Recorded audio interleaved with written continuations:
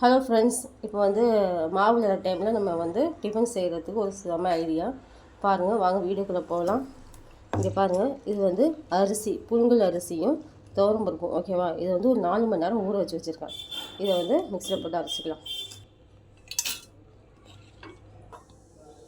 இப்போ வந்து நம்ம மிக்ஸியில் போட்டாச்சா, இப்போ வந்து இதே மாதிரி நம்ம பயிர் கட்டின முளை கட்டின பயிர் இருந்துச்சுனாக்கா அதை வந்து இதோட நம்ம வந்து மிக்ஸ் பண்ணிக்கலாம். பசங்களுக்கு தெரியாமல் ஒரு டிக்காக இதை வந்து மிக்ஸ் பண்ணி அரைச்சிக்கலாம்.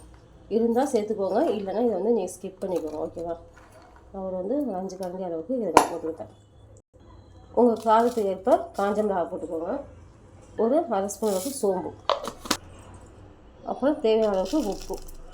இதை வந்து நம்ம தோசை மாவு அளவுக்கு நம்ம வந்து கொஞ்சம் அரைச்சிட்டு வந்துக்கலாம்.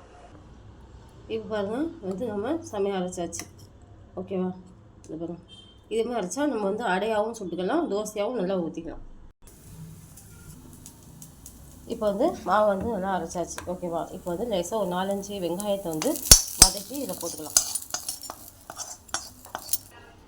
வந்து லேசாக அப்படி வதக்கிட்டு கிண்டி விட்டுட்டு தோசை ஊற்ற வைக்கலாம் நம்ம. ஓகேவா? இந்த பாருங்கள், இந்த படத்தில் இருக்குது. கல் சுட்டுங்க. அடைய வேணா கூட அடைய சுட்டுக்கோங்க. அப்படி இல்லைனாக்கா நம்ம நைஸாக தோசை மாதிரி கூட இது வரும். பாருங்கள் எவ்வளோ நைஸாக வருது பார்த்தீங்களா? கொஞ்சம் அப்படியே மேலாம்ப எண்ணெய் ஊற்றிக்கலாம். பாருங்கள், நல்லா வெந்துருச்சு. நல்லா வரும்.